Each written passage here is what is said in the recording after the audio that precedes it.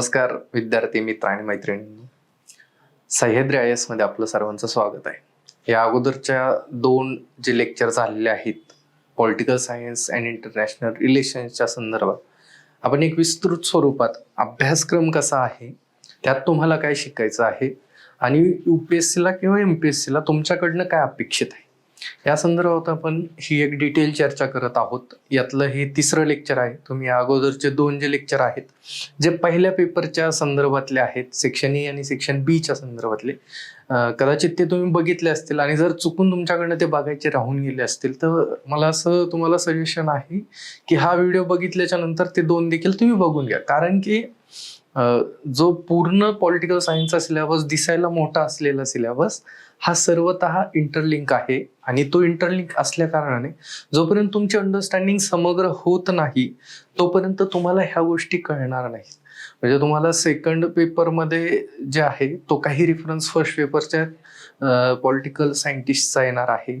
त्यामध्ये तुम्हाला वेगवेगळ्या विचार प्रणाली आणि विचारधारांचा तिथे रेफरन्स येणार आहे. जागतिक जे काही सत्ता संरचना आहे त्या संदर्भात आपण ज्यावेळी डिस्कशन करू त्यावेळेस देखील तुम्हाला जाणवेल की पहिल्या 2 लेक्चरमध्ये जे काही आपण बोललेलो आहोत त्यातल्या त्यात पहिल्या पेपरच्या पहिल्या सेक्शन संदर्भात त्याचा आपल्याला इथे खूप जास्त प्रमाणात रेफरन्स येतो. त्यामुळे ज्यावेळेस तुम्ही सिलेबस बघता, ज्यावेळेस तुम्ही तो अभ्यासक्रम पूर्ण विस्तृत बघता त्यावेळेस कधी कधी मुलांना पॉलिटिकल सायन्स निवडताना एक भीती असते की सर याचा सिलेबस खूप मोठा आहे. काही मुलं मला पर्सनली ज्यावेळेस मेसेज करतात त्यावेळेस त्यांचं तेच म्हणणं असते की सर हा सिलेबस होईल का आमच्याकडनं कव्हर करू. तर त्यांना मी नेहमी तेच सजेस्ट करत असतो की तुम्ही प्रत्येक चॅप्टरला ज्यावेळेस बघता त्यावेळेस तुम्हाला ते इंटरलिंक करता आलं पाहिजे आणि ते इंटरलिंक करणं, त्या इंटरलिंक करण्यामधनं तुम्हाला एक अंडरस्टँडिंग निर्माण होणं, ह्या सगळ्यातनं तुमचा तो सिलेबस आहे तो कमी होतो आणि तुम्हाला तो कव्हर होतो. आणि इंटरेस्ट तोच आहे की तुम्हाला सगळ्या गोष्टी पेपर 1चा पेपर 2 मध्ये लिंकेजेस करणं सोपं जातं. तुमचं अंडरस्टँडिंग, तुमचं अँसर हे खूप डायनॅमिक होतं आणि त्या डायनॅमिक अँसरना तुम्हाला जास्तीत जास्त मार्क्स मिळतात. तर आज आपण पेपर 2 मध्ये जो सिलेबस आहे त्यातलं पहिलं सेक्शन आपण ते विस्तृत स्वरूपात बघणार आहोत. त्यामध्ये जसं जसं आता प्रत्येक चॅप्टर वाईज त्या चॅप्टरमध्ये आपल्याला ब्रीफली काय शिकायचं आहे, UPSC प्रश्न विचारताना कोणत्या दृष्टीनं प्रश्न विचारते, MPSCची जी काही पुढची एक्झाम होणार आहे 2023चं तर त्या ऑप्शनलच्या पेपरचं एक स्वरूप कसं असू शकतं या संदर्भात तुम्ही एक समग्र अंडरस्टँडिंग तुम्हाला या लेक्चरच्या नंतर मिळून जाईल. तर ह्यातला जो पहिला पॉइंट आहे म्हणजे पेपर 2चं जे सेक्शन ए आहे त्या सेक्शन एचा जे टायटल आहे ते आपण इथं बघूयात.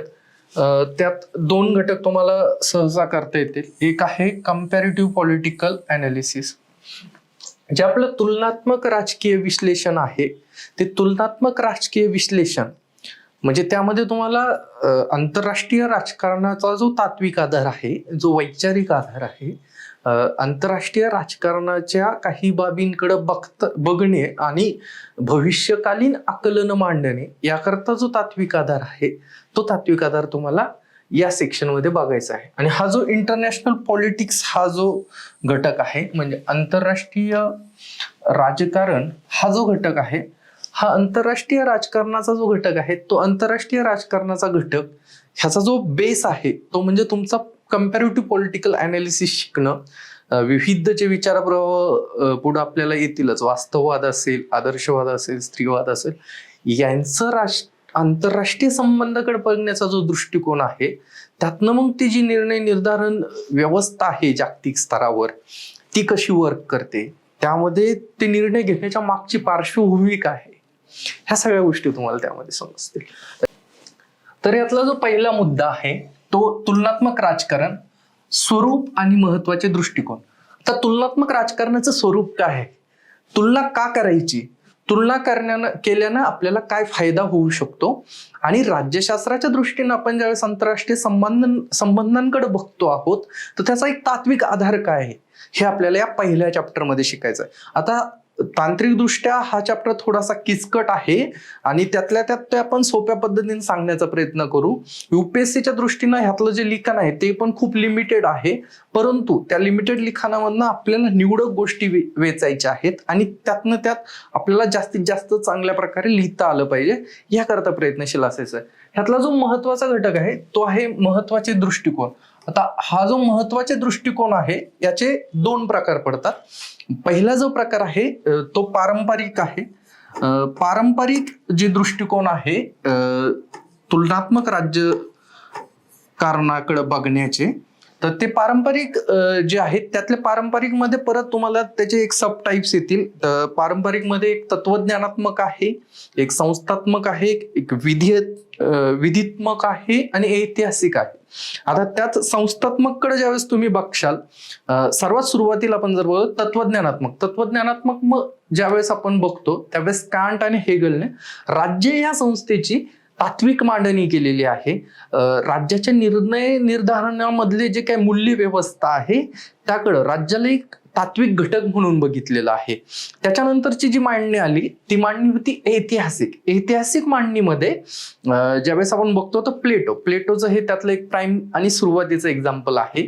तर प्लेटो काय करतो बाबा, की प्लेटो बघतोय की अथेन्सचा पराभव होतोय, स्पार्टा खूप मोठी एक सत्ता उदयास येत आहे, तर या स्पार्टाच्या दृष्टीनं आपण कसं आपलं राज्य निर्माण करू शकतो, ही एक सुरुवातीची जिज्ञासा प्लेटोच्या त्या विचार प्रोसेसचा पाया बनते.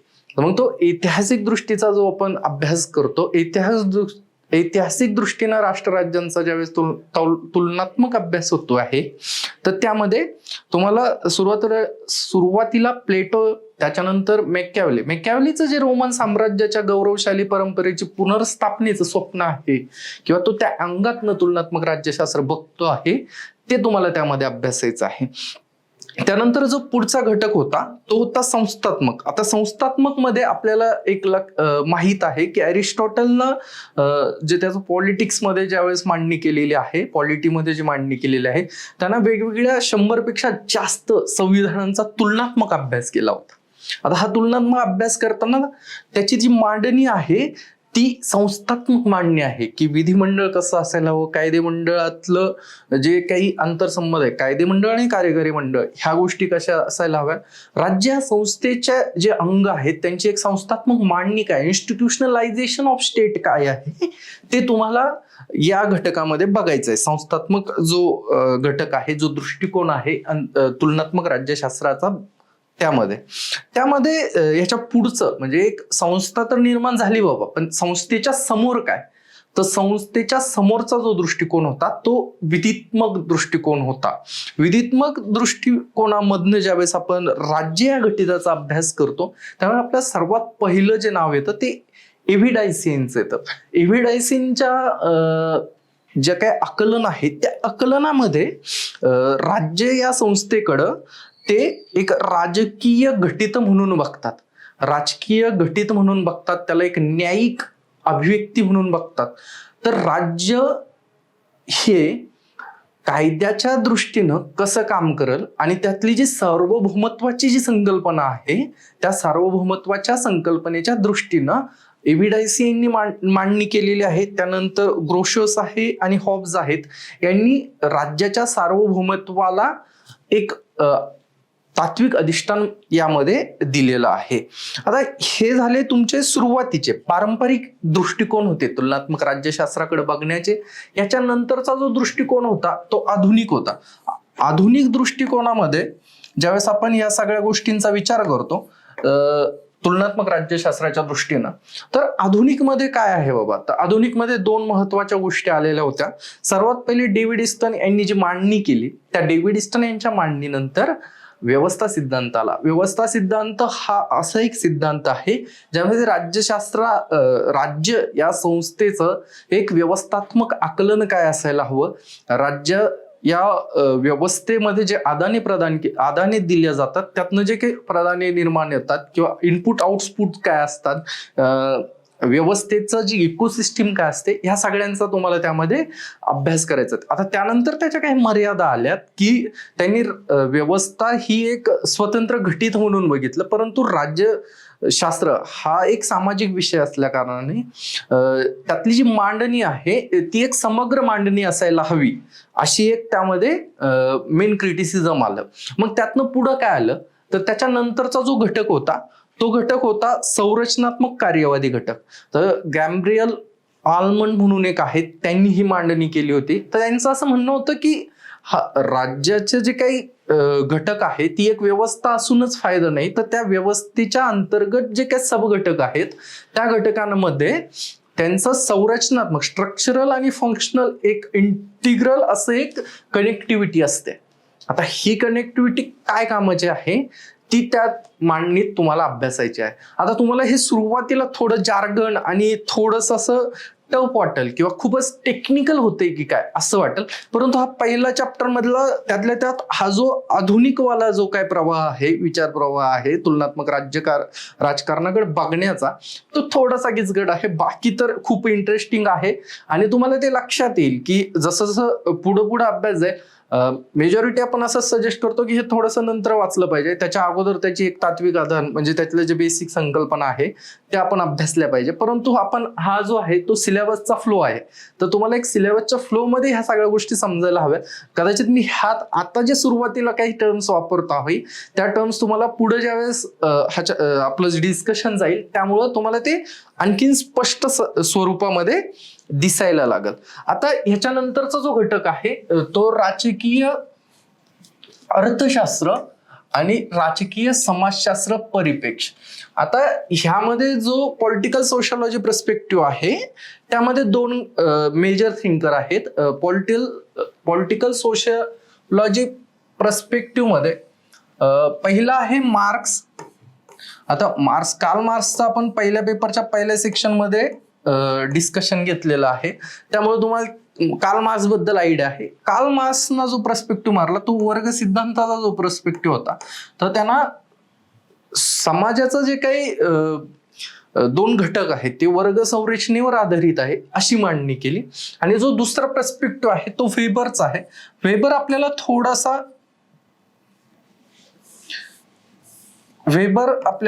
थोडासा भारतीय पर्स्पेक्टिव्ह मध्ये खूप सूट होणार आहे, परंतु तिसऱ्या वर्ड मध्ये जे काही वर्ग संरचनेचे मूलभूत घटक आहे त्या संदर्भात मॅक्स वेबर बोलतो. त्यामध्ये त्यांनी भारताच्या पर्स्पेक्टिव्ह मध्ये मॅक्स वेबरनं जात या संकल्पनेबद्दल जास्त स्पष्ट मांडणी केलेली आहे.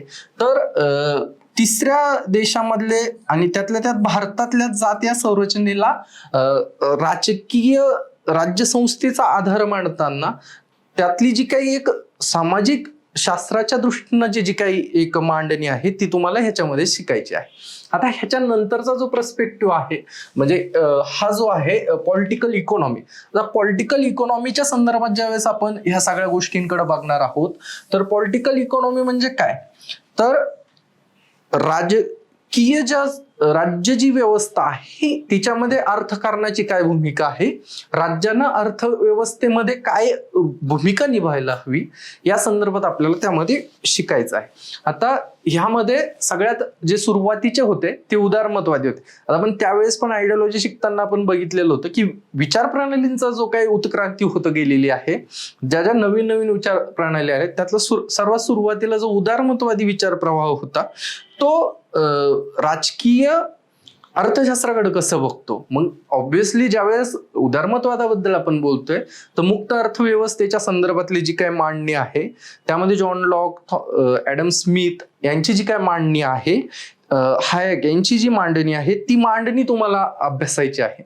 त्यामध्ये तुलनात्मक राज्य व्यवस्थांचा अभ्यास करताना त्यामध्ये पॉलिटिकल इकॉनॉमी हा जो एक पर्स्पेक्टिव्ह आहे दोन देशांच्या संबंधांमधला, हा त्यामध्ये आपल्याला शिकायचा आहे. आणि त्यानंतर आता ह्याच्यातले जो आहे ह्याला आपण पॉलिटिकल इकॉनॉमीला असं पी लिहितो मी, तर ह्यामध्ये तुम्हाला पहिला आहे उदारमतवादी. हा आत्ताच आपण बघितला. त्यानंतरचा दुसरा आहे व्यापारवादी. तर व्यापारवाद मध्ये हा त्यातल्या त्यात आता ह्याच्या पुढचा एक संकल्पना आहे वास्तववाद. त्या वास्तववादी मांडणीच्या जवळ जाणारा आहे. तर वास्तववादी मांडणीच्या जवळ जाणारा हा जो घटक आहे व्यापारवाद, यामध्ये असं सांगण्यात आलेलं आहे की राष्ट्रराज्य हे आहेत ते स्वतःच्या ज्या क्षमता आहेत त्या वृद्धिगत करण्याकरता त्यांचं काम सर्व चाललेलं असतं. तर मग हे काम चालू असताना बाबा काय आहे की जे मोठ्या शक्ती आहेत, म्हणजे आपण ज्यावेळेस ब्रिटन वूड्स सारख्या संघटनांबद्दल बोलतो त्यावेळेस आपल्या लक्षात येत की विकसित देश हे जागतिक अर्थव्यवस्थेचे कंट्रोल करण्याचा जो प्रयत्न करतात आणि त्याकरता ज्या काही यू सारख्या संघटना निर्माण केल्या जातात, ह्या सगळ्यांचा जी एक मांडणी आहे ती व्यापारवादामध्ये आहे. आणि व्यापारवादी दृष्टिकोन हा अर्थव्यवस्थेचं प्रादेशिकीकरण आणि त्यातल्या त्यात निर्णय निधानातली विकसित देशांची जी काय महत्वाची भूमिका आहे, कळीची भूमिका आहे, त्या संदर्भात मांडणी करतो. आता ह्याच्या पुढचं जे आहे ती आता तुम्हाला हे तर आयडिया आलेली असेल आतापर्यंत आपलं जितकं डिस्कशन झालं आहे की ज्या ठिकाणी मार्क्सवाद हा शब्द येतो, ज्या ठिकाणी अर्थशास्त्र हा शब्द येतो आणि ज्या ठिकाणी राष्ट्रराज्य हा शब्द येतो, तिथं ह्या तिन्ही गोष्टींना एका ठिकाणी मांडणी करणारा मार्क्सवाद हा नेहमीच असतो. आता मार्क्सवाद काय सांगतोय तुम्हाला बाबा की राष्ट्रराज्यांकडे बघताना तुम्हाला राष्ट्रराज्यांच्या पॉलिटिकल इकॉनॉमीकडे बघताना त्यातली वर्गीय जी संकल्पना आहे, जागतिक स्तरावर विकसित आणि विकसनशील देशांकडे बघताना सुद्धा तुम्हाला आहेरे नाहेरेच जी कन्सेप्ट आहे ती तुम्हाला लागू करावी लागते. आणि ह्यातनं नंतर पुढे एक सिस्टीम थेरी म्हणून एक जी संकल्पना आहे ती तुम्हाला लक्षात येईल. तर आपल्याला पॉलिटिकल इकॉनॉमीमध्ये ह्या जे 3 घटक आहेत त्या 3 घटकाच्या दृष्टीनं अभ्यास करायचा आहे. आता याच्यानंतरचं जे काय आहे हा घटक आहे की limitations of the comparative methods, म्हणजे तुलनात्मक ज्या पद्धती आहे हे रिसेंट प्रवाहामधल्या असल्या कारणानं आणि त्या इव्हॉल्विंग आहेत. तर ह्यात काय होतंय की एक जो पर्स्पेक्टिव्ह आहे त्यात तो पूर्ण समग्र आहे का, तर नाहीये. तर त्यात काही एक थोड्याशा ज्या मर्यादा आहेत त्यांचा देखील आपल्याला याच्यामध्ये अभ्यास करायचा आहे. आता हे अभ्यास करताना आपल्याला एक लक्षात येईल की राज्य या संस्थेकडं वेगवेगळे पर्स्पेक्टिव्ह मध्ये बघताना आपली राज्य संकल्पनेबद्दलचं जे आकलन आहे ते खूप समृद्ध होत जातं. आता ह्याच्यानंतरचा जो घटक आहे तो आपण आता पहिले बघूयात, तो आहे तुलनात्मक परिप्रेक्ष्यातून राज्य. आता मी ज्यावेळेस आत्ताच बोललो की राज्याच्या आकलनाबद्दलचं आपलं अंडरस्टँडिंग ज्यावेळेस मोठं होतं आहे त्याच वेळेस आपल्याला त्यातला वेगवेगळ्या पर्स्पेक्टिव्ह मधनं बघायची गरज आहे. आता ह्यातला जो सगळ्यात पहिला जो मुद्दा आपण इथं बघतो आहोत दुसऱ्या चॅप्टर मधला, तो भांडवली आणि समाजवादी अर्थव्यवस्था तसेच प्रगत आर्थिक आणि विकसनशील समाजांमध्ये राज्यसंस्थेचे बदलते स्वरूप आणि वैशिष्ट्य. म्हणजे काय, तर राज्यसंस्थेचं प्रगत तसेच अविकसित आणि भांडवली तसेच समाजवादी म्हणजे 4 प्रकारच्या ज्या काही राज्यव्यवस्था आहे त्यामुळे राज्याचं स्वरूप कसं बदलतं आहे. आणि तुलनात्मक परिप्रेक्ष्यातून आपण ज्यावेळेस राज्य बघतो आहोत तर तुलना करणं म्हणजे काय, तुलना करणं म्हणजे 2 घटकांमध्ये आपण तुलना करतोय. ह्यातला जो पहिला मुद्दा आहे त्यामध्ये काय सांगितलेलं आहे की भांडवली आणि समाजवाद म्हणजे 2 ज्या आयडियोलॉजीच्या बेसवर राज्य समाज व्यवस्था उभा आहे त्या दोन्हीमध्ये राज्याचं काय राज्याकडे बघण्याचा दृष्टिकोन काय झालेला आहे. आणि त्यानंतरचं जे आहे ते आहे की जे प्रगत राज्य आहेत आणि विकसनशील राज्य आहेत त्यामध्ये राज्यसंस्थेचं स्वरूप कसं आहे, त्यांचं बदलती पार्श्वभूमी कशी आहे. म्हणजे भारताच्या पर्स्पेक्टिव्ह मध्ये आपण ज्यावेळेस बघू तर आपण ह्यामध्ये सुरुवातीच्या काळामध्ये जो काय आपला वैज्ञानिक समाजवादाचा जो पर्स्पेक्टिव्ह होता नियोजनात्मक विकासाच्या संदर्भामधला, तर या संदर्भामध्ये आपण ज्यावेळेस बघतो त्यावेळेस आपल्याला भारतात राज्याकडे बघण्याचा दृष्टिकोन कसा आहे की सुरुवातीला म्हणजे जो पर्स्पेक्टिव्ह सुरुवातीच्या काळामध्ये होता मायबाप सरकारपासनं तर कल्याणकारी सरकार आणि फ्रीबीजचा जो आता रिसेंट मधला डिबेट आहे या सगळ्या गोष्टींकडे आपण राज्याला कसं बघतो आहे, राज्य नेमकं आपल्याला काय राज्याकडनं आपल्याला काय अपेक्षित आहे, त्या राज्य त्या समाजाच्या जडणघडणीमध्ये काय भूमिका करतोय हे आपल्याला याच्यामध्ये बघायचं आहे. मग यामध्ये ज्यावेळेस तुम्ही अमेरिकेच्या संदर्भामध्ये बघता आणि त्याच वेळेस तुम्ही भारताच्या संदर्भामध्ये बघता किंवा चीनच्या संदर्भामध्ये बघता, ह्या सगळ्यांचा तुम्हाला तुलनात्मक अभ्यासामध्ये ते बघायचं आहे की त्या ठिकाणी राज्य कसं आहे. म्हणजे एकंदरीत तुम्हाला फक्त भारताच्या पर्स्पेक्टिव्हनं बघायचं आहे का, तर नाही. तुम्हाला जगामधल्या विविध राज्य, म्हणजे तुमचा अभ्यास जो आहे, तुमचं जे अंडरस्टँडिंग आहे ते इतकं विस्तृत होणार आहे या अभ्यासाच्या नंतर की तुम्हाला जगामध्ये काय चाललं आहे हे बघताना तुम्हाला ते अंदाज यायला लागतात की हा म्हणजे अमेरिकेमध्ये असं आहे, तर पण त्यांचं राज्य कसं रिॲक्ट होऊ शकतं, त्यांच्या समस्या काय आहेत, त्याकडे बघण्याचा त्यांचा दृष्टिकोन काय आहे, हे आपल्याला या दुसऱ्या चॅप्टरमध्ये बघायचं आहे. आता तिसरा जो चॅप्टर आहे तो चॅप्टर आहे प्रतिनिधित्वाचे आणि सहभागाचे राजकारण. म्हणजे राजकारणामध्ये रिप्रेझेंटेशन काय आहे. आता आपण म्हणजे IGP मध्ये ज्यावेळेस बघितलं तर तुम्ही प्रतिनिधित्व कसं बघतात, तुमचे आमदार खासदार येतात, ते तुमचं प्रतिनिधित्व आहे. आणि त्यामध्ये तुमचा सहभाग काय आहे, तर तुमच्या सहभागाचे वेगवेगळे माध्यम असू शकतात. तुम्ही तुमच्या मागण्यांबद्दल आंदोलन करणं, त्यानंतर तुम्ही मताधिकार अवलंबणं, ह्या सगळ्या गोष्टींना तुम्ही माध्यम बघू शकतात, तुमच्या सहभागाचं माध्यम आहे. आता आपण ज्यावेळेस आंतरराष्ट्रीय संबंधामध्ये बघतो आहोत, तर आंतरराष्ट्रीय संबंधाच्या अनुषंगाने ज्यावेळेस आपण ह्या गोष्टी बघू, तर आपलं जे घटित आहे ते इंडिव्हिज्युअल, म्हणजे IGP मधलं इंडिव्हिज्युअल नागरिकांवरनं ते शिफ्ट होणार आहे राष्ट्रराज्यांकडं, आणि त्या राष्ट्रराज्यांमधल्या वेगवेगळ्या घटकांमध्ये, सामूहिक घटकांमध्ये. आता ह्यामध्ये त्यांनी सांगितलेलं आहे म्हणजे ह्या टॉपिकचं डिटेलमध्ये असं आहे, प्रगत औद्योगिक आणि विकसनशील समाजातील राजकीय पक्ष, दबाव गट आणि सामाजिक चळवळी.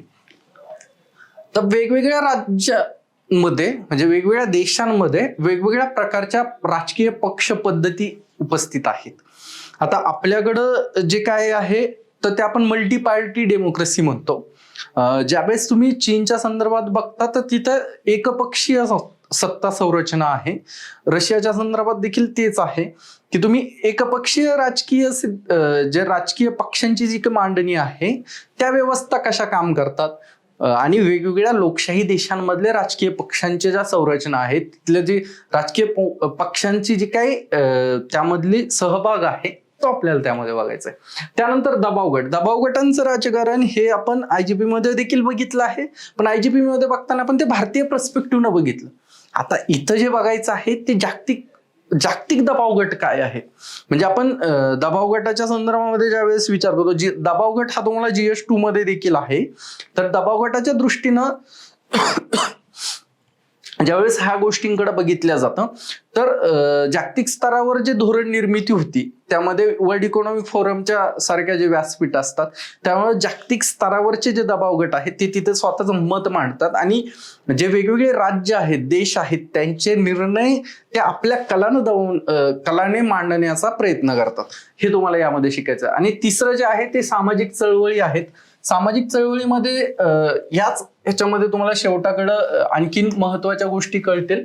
पण ढोबळमानानं जर या चॅप्टरमध्ये बघायचं झालं तर वेगवेगळ्या राष्ट्रराज्यांमधल्या सामाजिक चळवळी काय आहेत. म्हणजे अमेरिकेच्या संदर्भामध्ये ब्लॅक लाईव्हज मॅटर ज्यावेळेस समोर आलेली होती, त्यानंतर भारतीय पर्स्पेक्टिव्ह मध्ये ज्यावेळेस मी टू सारखी चळवळ समोर आलेली होती, या सगळ्या चळवळींचा जो जागतिक पर्स्पेक्टिव्ह काय आहे, म्हणजे तुम्हाला सोशल मुवमेंट्सच्या संदर्भात खूप वाचायला आवड असेल तर तुम्हाला इथं जागतिक स्तरावर काय काय चालू आहे सायमल्टेनियसली हे सगळं प्रचंड डायनेमिक पद्धतीनं तुम्हाला ते अभ्यासायचं आहे. ते एका ठिकाणी तुम्हाला सगळं लक्षात येईल.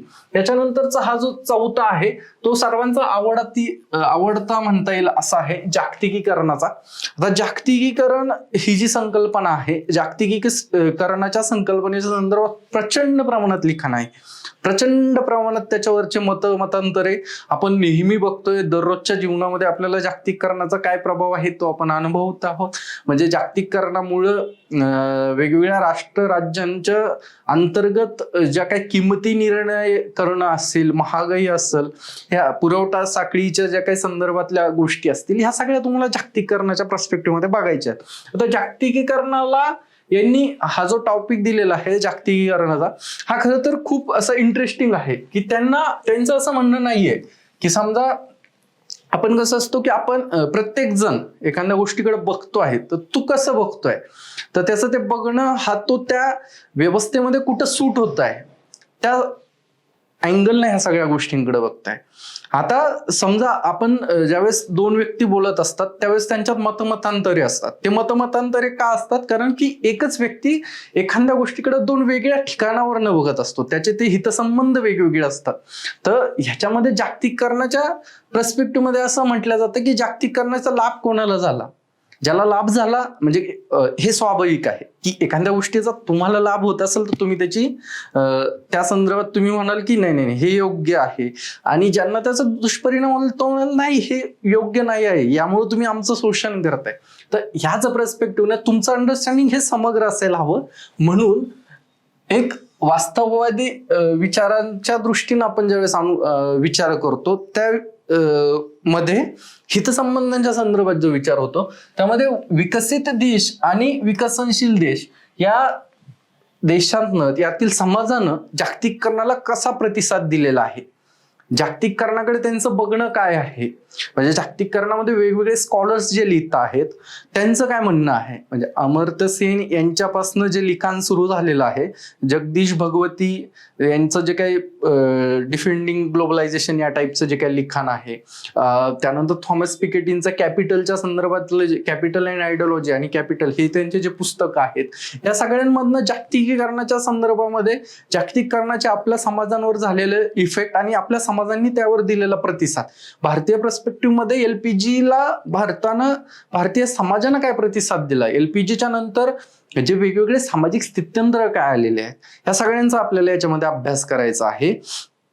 त्यामध्ये जागतिकीकरणाकडे वेगवेगळे स्कॉलर्स कसे बघतात, वेगवेगळे विचारवंत कसे बघतात, त्यानंतर तुमचं स्वतःचं काय अंडरस्टँडिंग आहे, समाजामधनं त्याला काय प्रतिसाद दिलेला आहे, हे सगळं आपल्याला एक व्यवस्थित असं शिकायचं. आणि सगळ्यात मेन जागतिकीकरण जर तुम्ही या ठिकाणी शिकलात तर मला वाटत नाही की तुम्हाला परत ते जीएस करता कुठं शिकायची गरज आहे. म्हणजे जागतिकीकरण हा असा घटक आहे की तो तुमच्या चारही जीएस मध्ये येतो आणि निबंधामध्ये देखील तुमचं जे उदाहरणं आहेत ते जागतिक पर्स्पेक्टिव्ह मधले उदाहरणं असतात. समजा GS2 मध्ये जर तुम्ही ज्यावेळेस जागतिकीकरणाचा विचार करतात त्यावेळेस देशातील भारतीय समाजांतर्गत जे काही वंचित घटक आहेत, दुर्बल घटक आहेत, त्यांच्यावरचा जागतिकीकरणाचा परिणाम हे तुम्हाला पहिल्या ह्याच्यात शिकायचं असतं.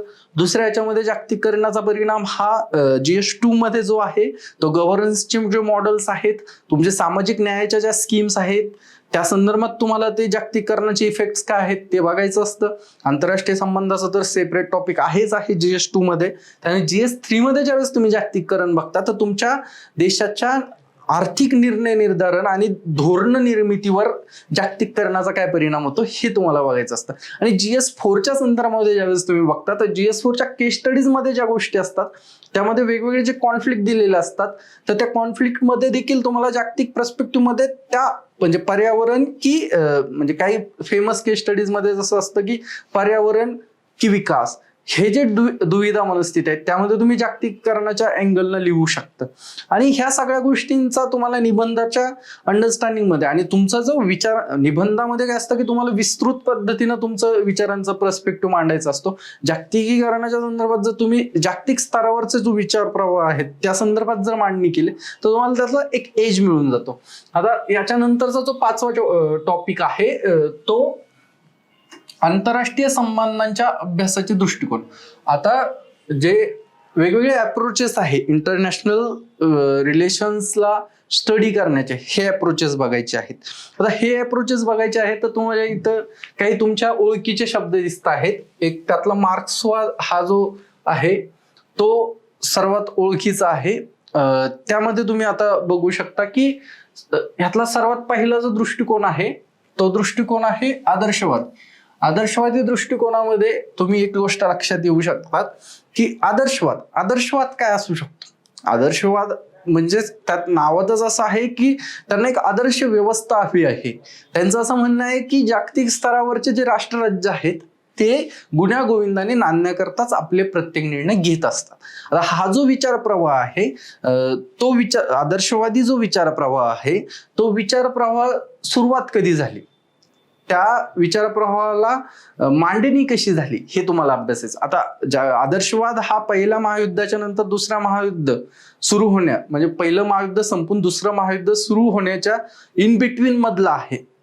यामध्ये तुम्हाला वेगवेगळे जे विचारप्रवाह आहेत त्यांनी जागतिक स्तरावर जे पहिलं महायुद्ध झालं त्यातनं जे भीषण अशी नुकसान झालं आहे, हे नुकसान टाळण्याकरता आपण एक आदर्श संरचना मांडायला हवी. आणि त्यातला तो एक जो प्रयोग आहे ते तुम्हाला माहित आहे की लीग ऑफ नेशन्स वाला जो प्रयोग आहे तो एक त्यातला एक प्रयोग आहे. सॉरी. जागतिक स्तरावर आदर्शवादी संरचना येऊन जग हे एक वसुदैव कुटुंबकम पद्धतीनं चालायला हवं अशी ही एक आदर्शवादी मांडण्यात आहे. परंतु आपण काय बघितलं, प्रत्यक्षात तसं झालं का? तर नाही झालं. प्रत्यक्षात असं झालं की त्यानंतर फॅसिझमचा उदय झाला. जर्मनीमध्ये जे काही नाझी नावाचा जो काही भस्मासूर त्याला म्हणता येईल, आणि विग कानिटकर यांचं एक ते पुस्तकच आहे, त्याचं टायटल आहे नाझी नावाचा भस्मासूर म्हणून किंवा नाझींचा उदय असता, अशा स्वरूपाची त्यांची जी मांडणी आहे त्यामधनं तो मला आता आठवला अचानक. तर नाझींच्या रूपानं जो काही प्रखर राष्ट्रवाद आहे, टोकाचा राष्ट्रवाद आहे, वांशिक आधारावरचा राष्ट्रवाद आहे, त्यातनं जे काही युरोपामधलं जे काही मोठं कॉन्फ्लिक्ट झालं आणि मग त्यातनं आपण बघितलं की हिटलर आणि मुसोलिनीच्या अट्टहासानं जे काही दुसरं महायुद्ध झालं, यातनं ही आदर्शवादी संकल्पनेच्या संदर्भात होती जी काही मांडणी होत होती ती पडण्याचं एक काळ आला. तर आदर्शवादाचं जे काही म्हणणं होतं त्यामध्ये त्यांनी लीग ऑफ नेशन्स बद्दल आपण आत्ताच बोललो, त्यात त्यांनी आंतरराष्ट्रीय कायदे व्यवस्था निर्माण करू आणि जसं राष्ट्रराज्यांच्या अंतर्गत आपण हितसंबंधांचं समन्वयन साधून एक समाज म्हणून एक समग्र अशी मांडणी करतो, त्याच प्रकारे आपण आंतरराष्ट्रीय स्तरावर मांडणी करू, असं एक विचार प्रवाह हा आदर्शवादामध्ये होता. पण पुढं काय झालं, आदर्शवादात आपण ज्यावेळेस बघितलं की वेगवेगळ्या प्रखर फॅसिझमचा उदय झाला, त्यामुळे 1930 पर्यंतचा जो काळ होता पहिल्या वर्ल्ड वॉरच्या नंतरचा, त्यानंतर आदर्शवादाचं जे काही स्वप्नळूपण होतं ते पडायला लागलं, ते उद्ध्वस्त व्हायला लागलं. मग त्यानंतर लोकांनी विचार करायला लागला की नाही, आता आपल्याला वेगळ्या प्रकारे ह्या सगळ्या गोष्टींकडे बघायची गरज आहे. मग त्यातनं E.H. कार यांची जी मांडणी होती किंवा हन्स मॉर्गॅन्तो यांची जी मांडणी होती, ती मांडणी तिला एक नवीन रूप आलं, तो वास्तववाद. म्हणजे तुम्ही मूर्त स्वरूपाच्या मागे लागून एक आदर्शवादी संकल्पनेच्या नादात पडून तुम्ही जी सत्य परिस्थिती आहे त्या सत्य परिस्थितीकडे बघत नाही आहात, तुम्ही तिथनं पळ काढताय का, अशा प्रकारची ती एक मांडणी होती. त्यामध्ये तुम्हाला वास्तववादामध्ये राष्ट्रराज्य ही स्वतःच्या हितसंबंधांकरता काहीही करू शकतात, स्वतःचे हितसंबंध प्रस्थापित करणं हाच एकमेव त्यांचा प्राईम ऑब्जेक्टिव्ह असतो, या प्रकारची ती मांडणी करण्यात आलेली आहे. तर वास्तववादानं ज्यावेळेस ही सगळ्या गोष्टींना बघितलं, तर वास्तववादामध्ये जे सुरुवातीचा जो काळ होता तो त्याला जो काही रिअलिझम, ज्याला इंग्लिशमध्ये रिअलिझम म्हणतो, त्या रिअलिझम मध्ये हन्स मॉर्गॅन्तोंची मांडणी आहे आणि न्यू रिअलिझम वाले जे काही मांडणी आहे ती E.H. कार यांची मांडणी आहे.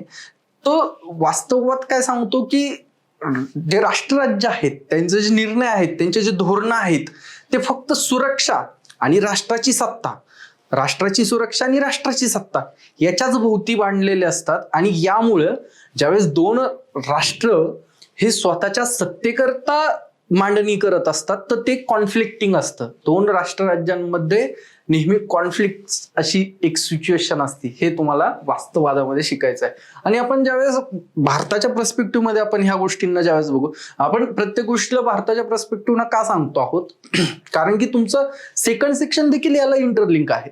सेकंड सेक्शन मधलं जे आपलं भारताचं परराष्ट्र धोरण वगैरे तुम्हाला बघायचं आहे, त्यामध्ये देखील भारताच्या परराष्ट्र धोरणातले जे प्रभाव आहेत, पोस्ट LPG एरा मधले जे प्रभाव आहेत, भारताची जी मांडणी आदर्शवादाकडनं वास्तववादाकडे होत चालले, हे ट्रान्झिशन्स देखील तुम्हाला त्यामध्ये बघायचे. म्हणजे हे फक्त थेरॉटिकल नाहीये, म्हणजे वेगवेगळ्या दुसऱ्या सब्जेक्ट प्रमाणे असं नाहीये की हे थेरी वेगळी आहे आणि बाबा म्हणजे काय तुम्ही प्रॅक्टिकल जे ऍप्लिकेशन करताय ते तुम्हाला खूप शोधून काढावं लागेल, तुम्हाला ते स्पष्ट दिसल इतकी इंटरलिंकिंग थेरी आणि सध्याच्या कंटेम्पररी इश्यूज मध्ये आहे. त्यानंतर हे जे आहे कार्यवादी आणि व्यवस्था सिद्धांत या संदर्भात आपण पहिले मांडणी बघितलेली आहे. ज्यावेळेस आपण ते पर्स्पेक्टिव्ह बघत होतो त्यामध्ये आपण ही मांडणी बघितली की व्यवस्था जो सिद्धांत आहे तो व्यवस्था सिद्धांत हा डेव्हिड स्तन यांचा आहे. आणि त्याच्यानंतर कार्यवादी आणि संरचनात्मक जे काही व्यवस्था आलेल्या आहेत, जो काही सिद्धांताची मांडणी आहे ते आल्मंड यांची आहे. तर हे तुम्हाला त्यामध्ये शिकायचं आहे. म्हणजे तुम्हाला यातनं काय लक्षात येईल की आंतरराष्ट्रीय राजकारण कसं होत आहे, त्या आंतरराष्ट्रीय राजकारणामधले वेगवेगळे घटित काय आहेत, ते कोणत्या पर्स्पेक्टिव्ह मध्ये निर्णय घेत आहेत, हे तुम्हाला त्यातनं शिकायचं आहे. तर यातील पुढचा जो घटक आहे तो आहे आंतरराष्ट्रीय संबंधातील महत्वाच्या संकल्पना. आता आपण आता आपल्याला असं वाटत असेल की बाबा पहिले तर 5 चॅप्टर झाले आणि आता कुठंतरी विषयात आपण प्रवेश करत होतो, तर आता हे परत काय आलं की महत्वाच्या संकल्पना. आपण सुरुवातीला संकल्पना अभ्यासतो आणि त्यानंतर त्याच्यावर आधारित जे काही मांडणी आहे, थेरॉटिकल मांडणी, ते आपण अभ्यासतो. परंतु हा सिक्वेन्स आहे सिलेबसचा आणि ते आपली लिमिटेशन आहे की आपण एक सिलेबसच्या अनुषंगानं पूर्ण घेतो आहोत की जेणेकरून तुम्हाला पण लक्षात यायला हवं की कसं हा फ्लो असेल. तर यात आपण शिकवायच्या वेळेस अगोदर हा चॅप्टर शिकवणार आहोत. ज्यावेळेस आपले पूर्ण रेग्युलर लेक्चर चालू होतील त्यावेळेस आपण सर्वात पहिले संकल्पना शिकू, म्हणजे जेणेकरून त्या संकल्पनांचा उपयोग विधानांमध्ये उपयोग ज्यावेळेस होतो त्यावेळेस तुम्हाला लक्षात येतं की नेमकं सरांना सांगायचं काय आहे आणि आपण काय ते घेतलं पाहिजे. आता ह्यातलं सगळ्यात पहिली जी संकल्पना आहे ती राष्ट्रीय हित. राष्ट्रीय हित म्हणजे काय? आता हित ही एक अशी संकल्पना आहे की इंटरेस्ट, माझं इंटरेस्ट काय आहे, तुमचा इंटरेस्ट काय आहे. माझा इंटरेस्ट काय आहे की मी शिकवलेलं सर्व तुम्हाला कळालं पाहिजे आणि तुम्हाला जास्तीत जास्त मार्क्स यायला हवेत. तुमचं इंटरेस्ट काय आहे या लेक्चर बघण्याचा की मला राज्यशास्त्रामध्ये काय शिकायला हवं, PSIR मध्ये काय शिकायचं आहे याची अंडरस्टँडिंग होईल. हे आहे आपले वैयक्तिक हित. पण ज्यावेळेस तुम्ही हिताची संकल्पना राष्ट्रीय स्तरावर घेऊन जाता त्यावेळेस एका राष्ट्राचं हित काय असायला हवं. राष्ट्राच्या हित हे या राष्ट्रातले जे काही धोरणकर्ते, राज्यकर्ते आहेत त्यांच्या अनुषंगानं त्याचा जो काही पर्स्पेक्टिव्ह आहे तुम्हाला तो यामध्ये अभ्यासायचा आहे की राष्ट्र म्हणून तुम्हाला जागतिक स्तरावर कसं उदयाला यायचं आहे. आता जगाचा पोलीस असं होण्याची जी काही भावना अमेरिकेमध्ये आहे ते त्यांचं एक राष्ट्रीय हित आहे. त्यांना ते त्यांची हेजिमनी मेंटेन करायची, त्यांचं ते धुरीणत्व मेंटेन करायचं आहे. हे झालं राष्ट्रीय हित.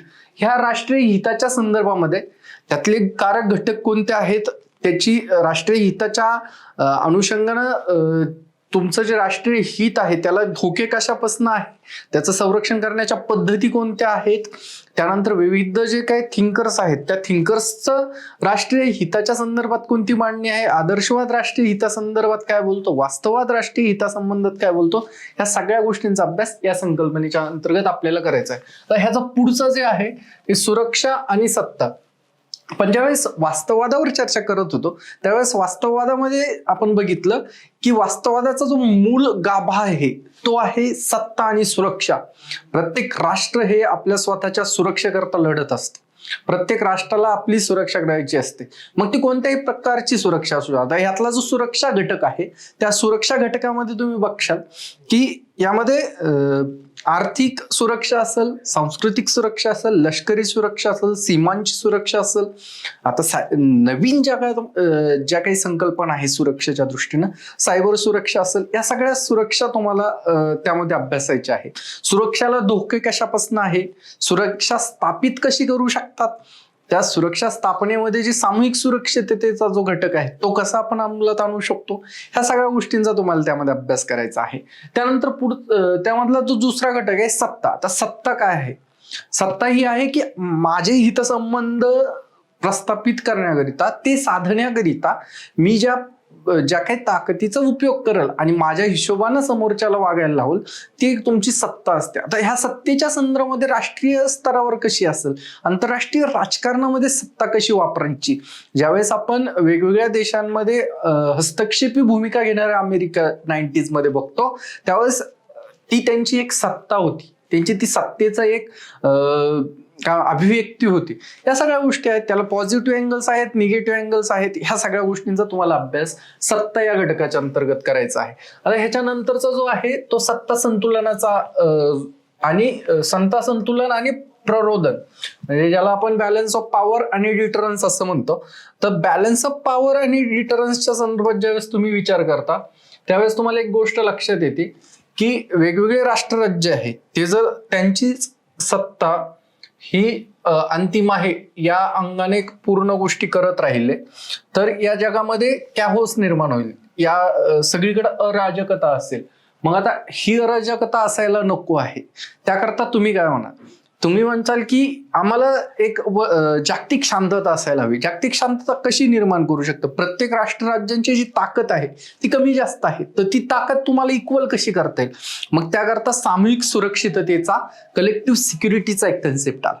कलेक्टिव्ह सिक्युरिटीच्या अंतर्गत तुम्हाला वेगवेगळे राष्ट्रराज्य संगनमताने, म्हणजे त्यातले वॉर्सोवा जे काही करार होता, त्यानंतर नाटो जे होतं, हे एक सामूहिक सुरक्षिततेचं एक घटित आहे की यातनं आपण काही देश सोबत येऊयात आणि आपण जागतिक स्तरावर स्वतःची एक सामूहिक सुरक्षितता प्रस्थापित करूया, अशा प्रकारचं आहे. आता त्या नाटोच्या संदर्भात ज्यावेळेस आपल्याला नाटो हा शब्द आठवतो त्यावेळेस तुम्हाला ऑब्व्हियसली युक्रेन आणि रशियाचा जो काही आता सध्याचं जे काही वाद चालू आहे, जो काही त्यांचं युद्ध चालू आहे, त्याबद्दल तुम्हाला त्यामध्ये लक्षात येईल की सामूहिक सुरक्षिततेकडे जाणारा युक्रेन रशियाला कसा धोकादायक ठरलं, त्यामुळं ती काही परिस्थिती उद्भवली, ते तुम्हाला त्यामध्ये अभ्यासायला मिळेल.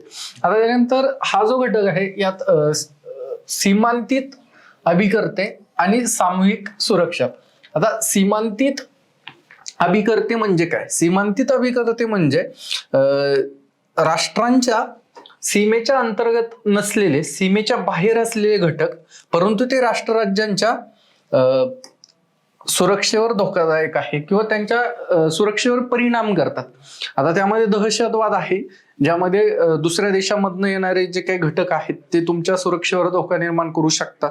त्यानंतर वेगवेगळ्या पर्यावरणीय जे धोके आहेत ते पर्यावरणीय धोके जे आहेत ते देशांतर्गत आहे आणि देशाच्या बाहेर देखील जे काय होत आहे, कारण पृथ्वीवर जो काही परिणाम होतोय तो कलेक्टिव्ह इफेक्ट आहे. पर्यावरणाचं जे काही ऱ्हास होतो तो कलेक्टिव्ह इफेक्ट आहे. या सगळ्या गोष्टींचा तुम्हाला त्यामध्ये अभ्यास करायचा आहे.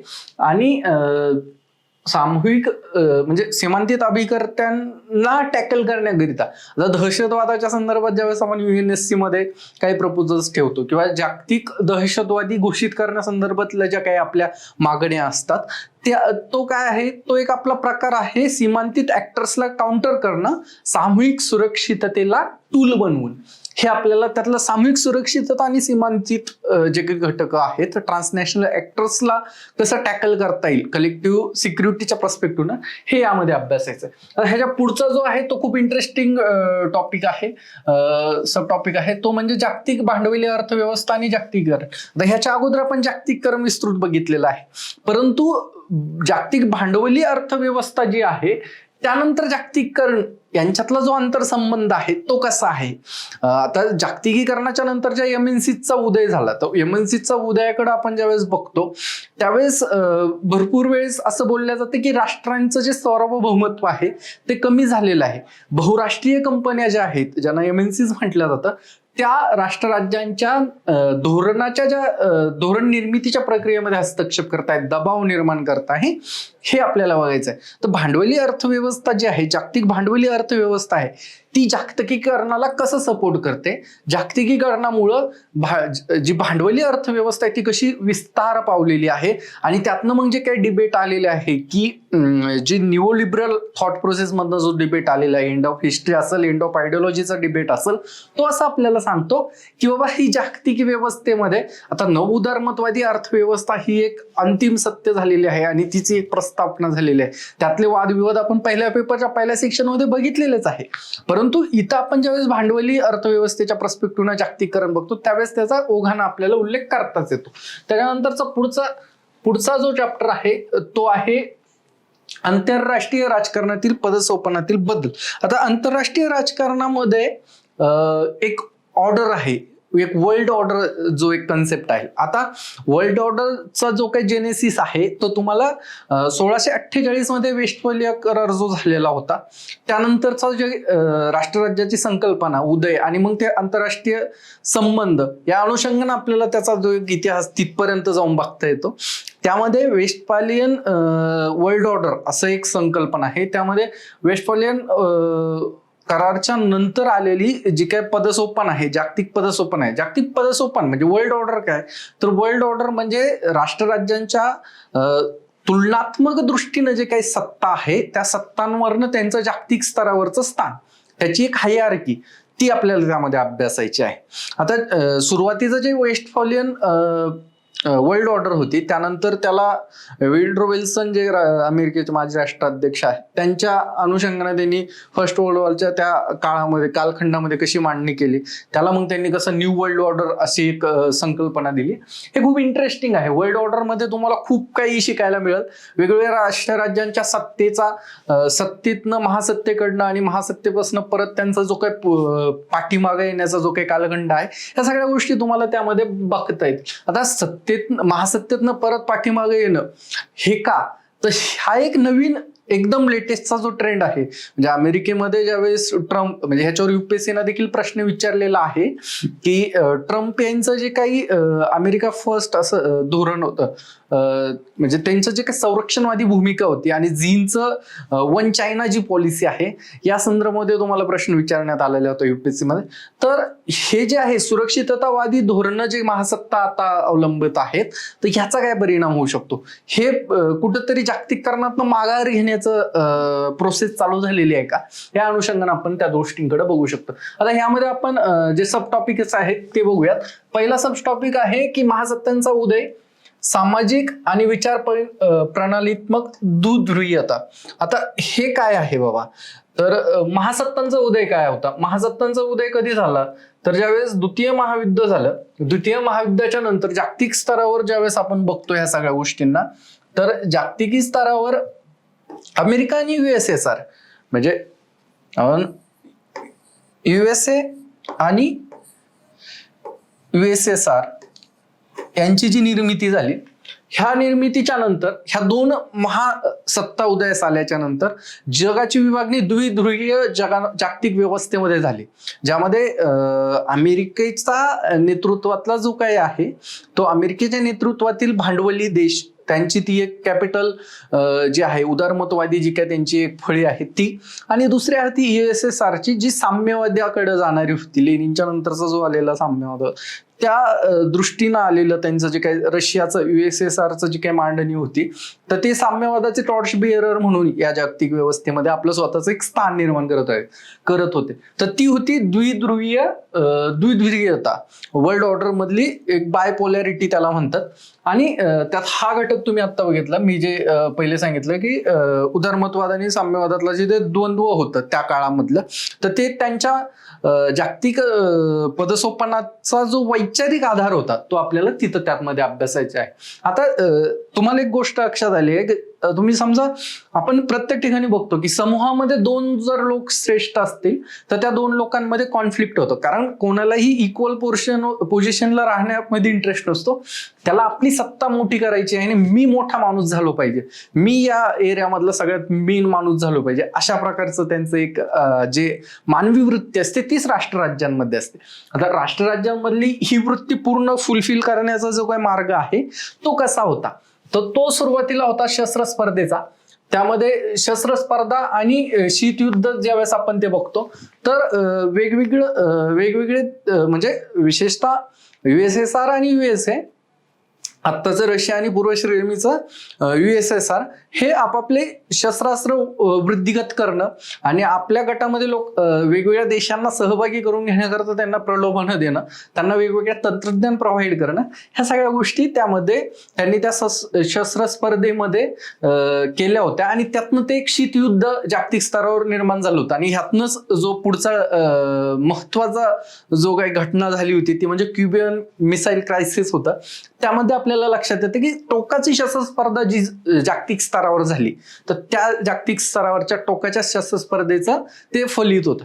मग आता शीतयुद्धाच्या नंतर काय, शीतयुद्ध झाल्याच्या नंतर शीतयुद्ध ज्यावेळेस संपलेलं आहे, तर हे तुम्हाला इथं तिसऱ्या मुद्द्यामध्ये बघायचं आहे शीतयुद्धाचं. पण त्यामध्ये इन बिटवीन ज्यावेळेस दोन जागतिक स्तरावर दोन ध्रुवीय जग होतं, त्यानंतर जे वसाहतवादाचा पाडवा होत चालला होता, तर वसाहतवादाच्या पाडवा झाल्याच्या नंतर जागतिक स्तरावर वेगवेगळे देश हे स्वतंत्र होत होते. भारतासारखे देश स्वतंत्र होत होते.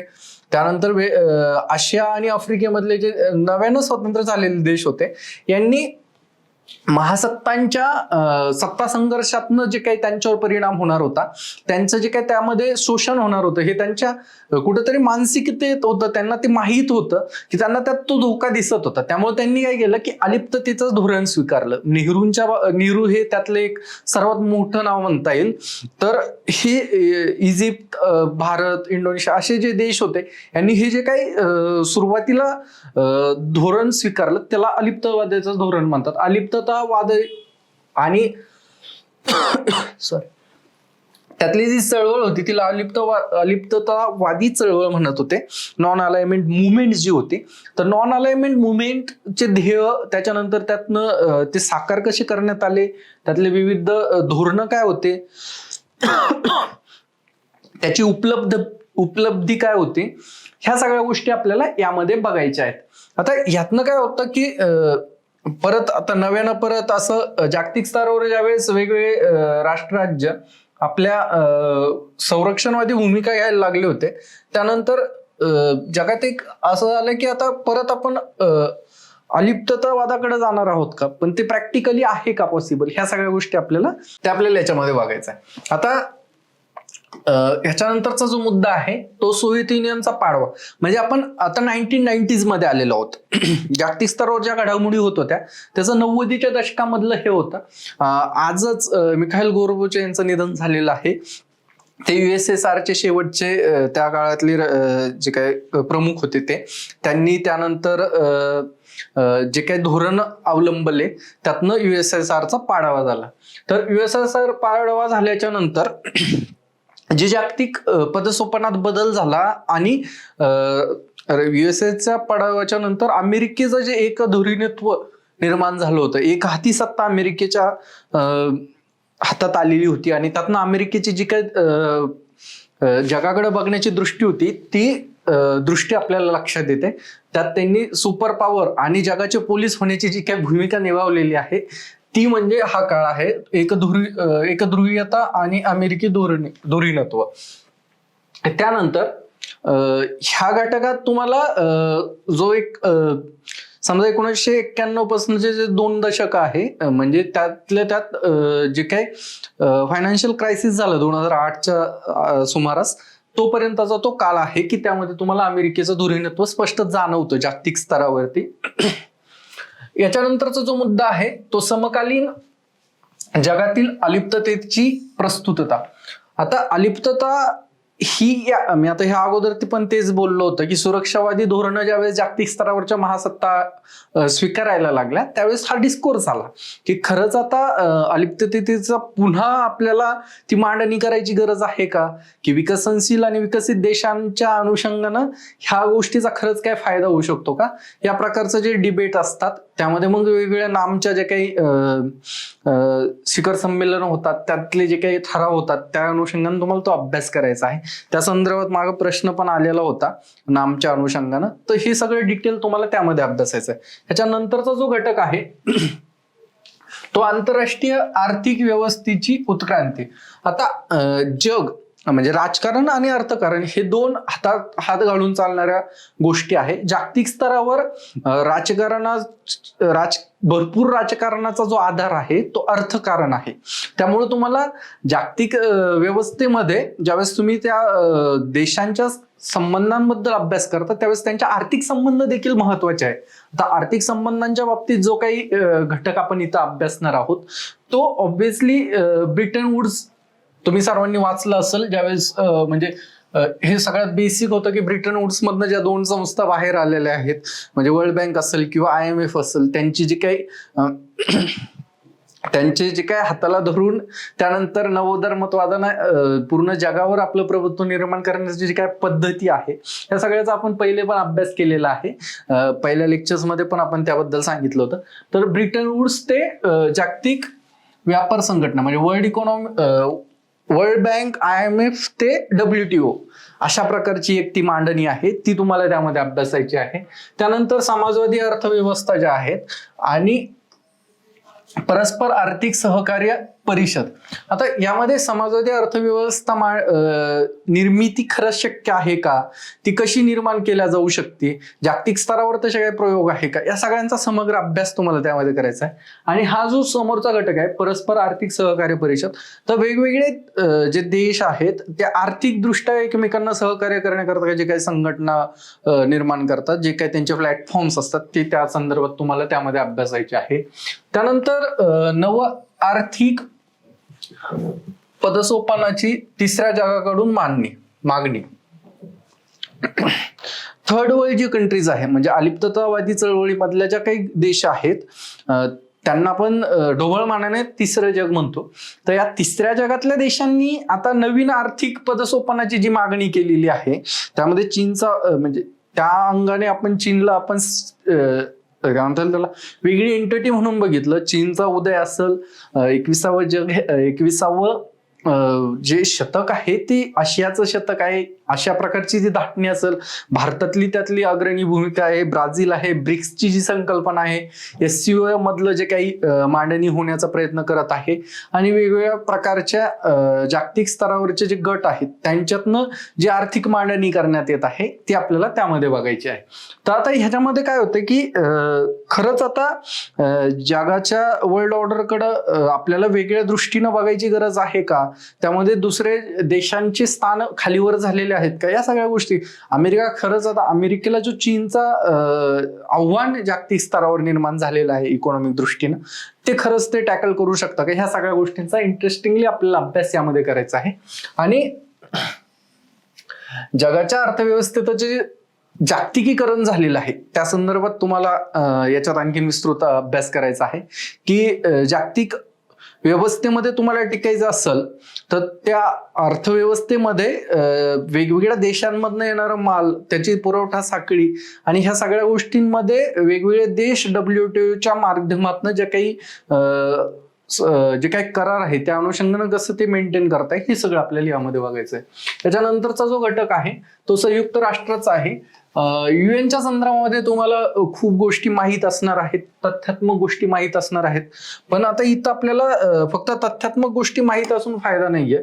तुम्हाला यामध्ये त्याच्या पाठीमागे जे कारण मीमांसा चालू आहे त्यामध्ये पुढे चालून ज्या काही मागण्या होत आहेत म्हणजे संयुक्त राष्ट्रांमधल्या सुरक्षा परिषदेची जी काही विकास म्हणजे त्यातले नवीन टप्पा साध्य करण्याचा, त्यातले सुधारणा करण्याची जी काही भारताची मागणी आहे, या सगळ्या गोष्टींचा तुम्हाला यामध्ये अभ्यास करायचा आहे.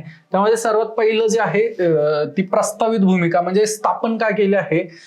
स्थापनेच्या मागे जी पार्श्वभूमी 2 महायुद्धांची होती, त्या महायुद्धाच्या पार्श्वभूमीवर जी स्थापना झाली त्या भूमिकेला ते किती न्याय देऊ शकले ते.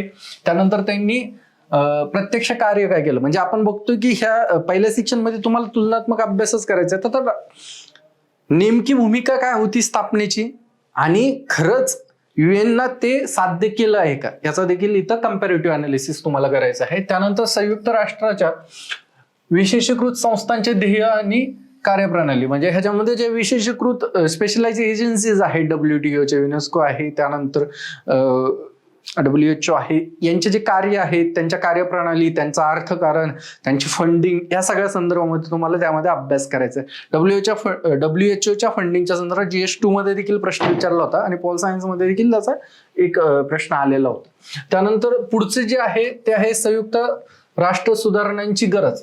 आता हे मी जे सुरुवातीला सांगितलं की UNSCच्या संदर्भात भारतानं वेळोवेळी जी भूमिका निर्माण केलेली आहे, जी भूमिका मांडलेली आहे ती आहे की UNSC मध्ये ती मोर डेमोक्रॅटिक व्हायला हवी. त्यामध्ये मॅक्झिमम जे काय आहे देशांचं, विविध कॉन्टिनेंटचं, वेगवेगळ्या समाजांचं रिप्रेझेंटेशन यायला हवं. त्यामध्ये व्हिटोचा जो अधिकार आहे तो कसा टॅकल करता येईल, ह्या सगळ्या गोष्टींचा त्यामध्ये UNच्या सुधारणांमध्ये आपण अभ्यास करणार आहोत. त्यामध्ये UN पीस किपिंगच्या संदर्भामधल्या ज्या गोष्टी आहेत, UN पीस किपिंग मधलं कॉन्ट्रीब्युशन काय आहे, त्यातली फंडिंगच्या संदर्भातले जे मॉडेल्स आहेत त्यामध्ये कंपल्सरी फंडिंग व्हायला हवी का, तर त्यातलं एक प्रोसेस पूर्ण सुरळीत पार पाडता कशी येईल या संदर्भात आपल्याला पूर्ण डिटेलमध्ये अभ्यास करायचा आहे. त्याच्या पुढचा जो आहे घटक आहे तो खूप इंटरेस्टिंग आहे की जागतिक राजकारणाचे प्रादेशिकीकरण.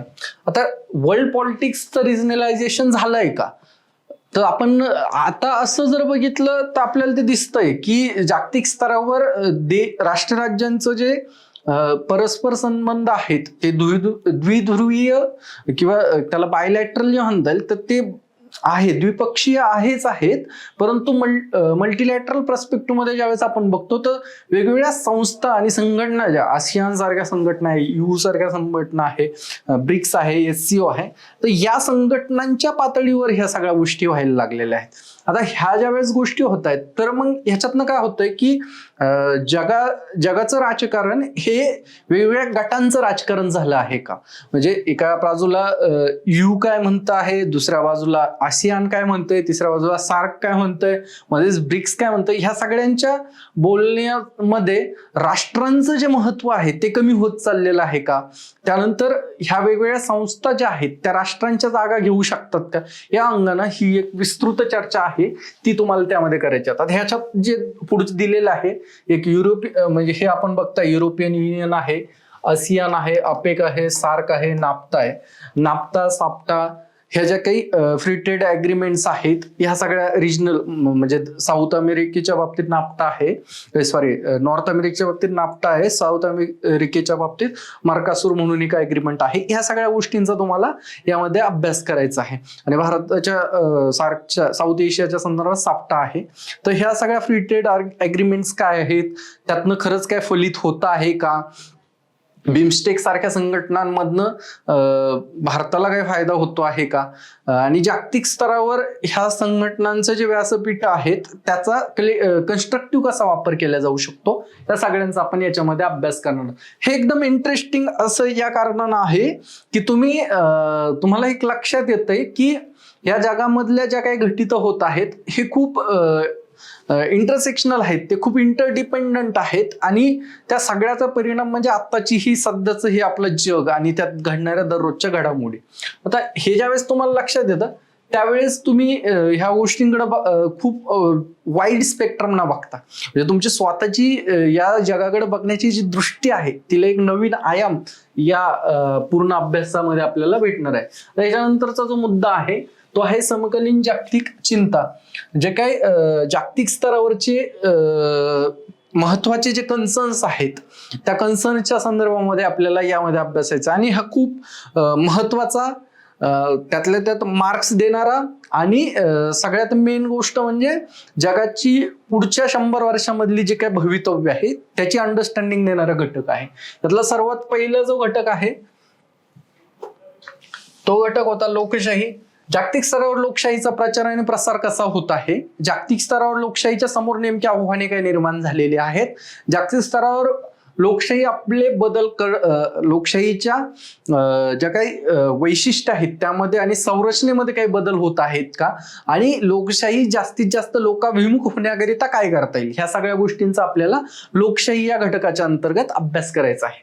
त्यानंतर मानवी हक्क, जागतिक मानवी हक्कांच्या संदर्भामध्ये जे काही विस्थापित लोक आहेत भारताच्या दृष्टीने आपण आता रिसेंटली एक बघितलेलं आहे, 2 मिनिस्ट्रीच्या मधलं जे काही कॉन्फ्लिक्ट होतं आणि त्यामध्ये ती काही निर्णय सातत्यता नव्हती, तर ते रोहिंग्यांच्या प्रश्नाच्या संदर्भात असेल किंवा जागतिक स्तरावर जे काही बलुचिस्तान मधले हिंदू आहेत त्यांच्या संदर्भातलं असेल, वेगवेगळ्या अफगाणिस्तानमधनं जे काही विस्थापित लोक आहेत, या सगळ्या गोष्टींच्या, या सगळ्यांच्या अनुषंगाने त्यांच्या मानवी हक्कांचं संरक्षण कसं होऊ शकतं, जागतिक स्तरावर मानवी हक्कांचं संरक्षण करण्याकरता जी संस्थात्मक मांडणी आहे त्या संस्थात्मक मांडणीमधल्या अडचणी, त्याच्या समोरची आव्हाने, त्याकरिता करण्यात येणाऱ्या उपाययोजना आणि त्या संदर्भातल्या वेगवेगळ्या जे काही स्कॉलर्स आहेत त्यांचं काय मत आहे हे आपल्याला यामध्ये अभ्यासायचं आहे. त्याच्यानंतर पर्यावरण, आपण सर्वांनी बघितलेलं आहे, पर्यावरणाच्या संदर्भामध्ये जागतिक स्तरावर खूप काही परिषदा होतात, त्यानंतर वेगवेगळ्या चळवळी आहेत, ग्रेटा थनबर्ग यांची जे फ्रायडेज फॉर फ्युचर सारख्या चळवळी आहेत, त्यानंतर भारताच्या दृष्टीने बघितलं तर चिपको, ॲपिको, नर्मदा बचाव आंदोलन, ह्या सगळ्या गोष्टी आहेत, ह्या सगळ्या चळवळी आहेत. त्यानंतर पर्यावरणाच्या समस्येमध्ये जे ऐतिहासिक उत्तरदायित्वाचा जो कन्सेप्ट आहे क्योटो प्रोटोकॉलच्या संदर्भामधला तो असेल, पॅरिस अग्रीमेंट मधलं NDC जे आहे, नॅशनली डिटरमाइंड कॉन्ट्रीब्युशनच्या संदर्भामध्ये काय पुढे धोरणं करता येत आहेत, ह्या सगळ्या गोष्टींचा तुम्हाला त्यामध्ये अभ्यास करायचा आहे. त्यानंतर लिंगभाव न्याय जो आहे, जेंडर जस्टिसचा जो कन्सेप्ट आहे, जागतिक स्तरावर खरंच जेंडर जस्टिस होत आहे का, जागतिक स्तरावरच्या निर्णय निर्धारणात महिलांची काय सहभाग आहे, या सगळ्या गोष्टींचा तुम्हाला त्या समग्र अभ्यास करावा लागेल. आणि जेंडर जस्टिसच्या संदर्भामध्ये जागतिक स्तरावर जे काही युएनच्या संघटना आहे वुमन्सच्या रिलेटेड, त्या काय कार्य करत आहेत, त्यांचं खरंच ते कॉन्ट्रीब्युशन फलित होतं आहे का, या सगळ्या गोष्टींचा अभ्यास इथं होईल. त्यानंतर दहशतवाद, ज्याबद्दल आपण पहिले पण चर्चा सामूहिक सुरक्षिततेच्या पर्स्पेक्टिव्ह मध्ये बघितलेली आहे.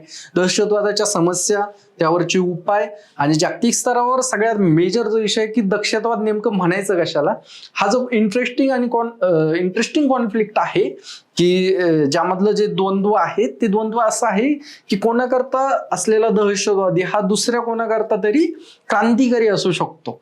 ह्या प्रकारचं ते एक डिबेट आहे दहशतवादाची व्याख्या करण्याबद्दल. याकरता भारत नेहमी ऍडव्होकेट करतो की आपल्याला एक समग्र अशी व्याख्या तयार करावी लागेल, जेणेकरून आपल्याला निर्णय घेताना दुविधा निर्माण होणार नाही. त्यानंतर दुसरं जे आहे ते आण्विक प्रसारचं आहे. न्यूक्लिअर पॉलिफरेशनच्या संदर्भामध्ये नेहमी प्रश्न येतो.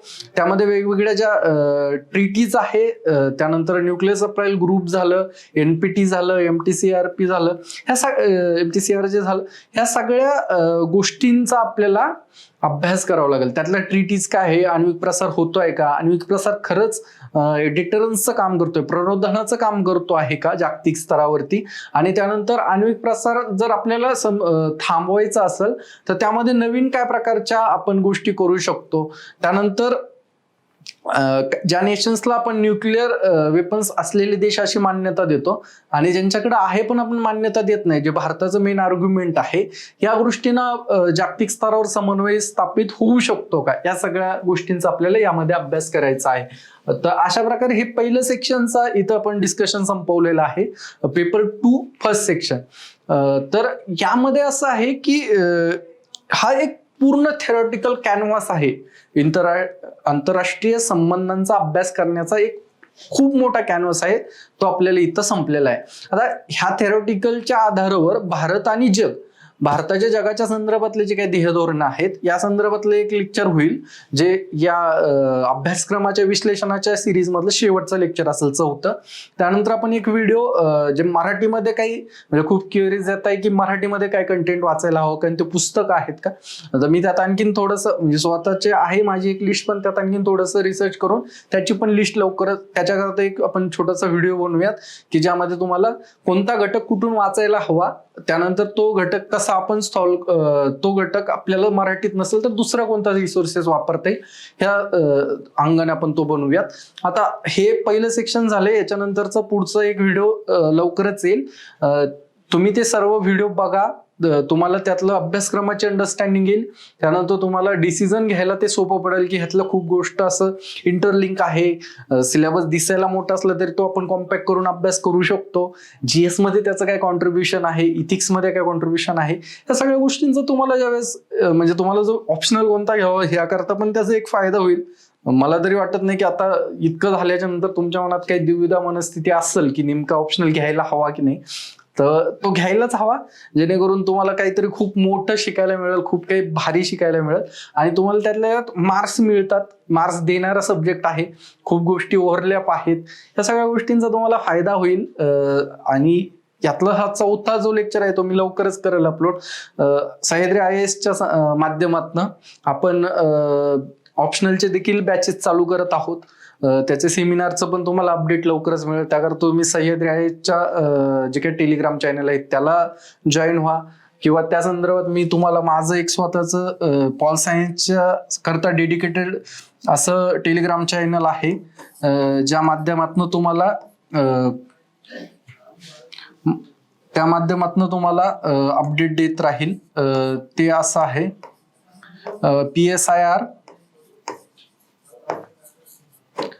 PSIR in _ Marathi. ह्या चॅनलला तुम्ही सबस्क्राईब करा. तिथनं तुम्हाला डेली पेपरमध्ये जे काही गोष्टी येत असतात त्या गोष्टी देखील मी सांगत असतो.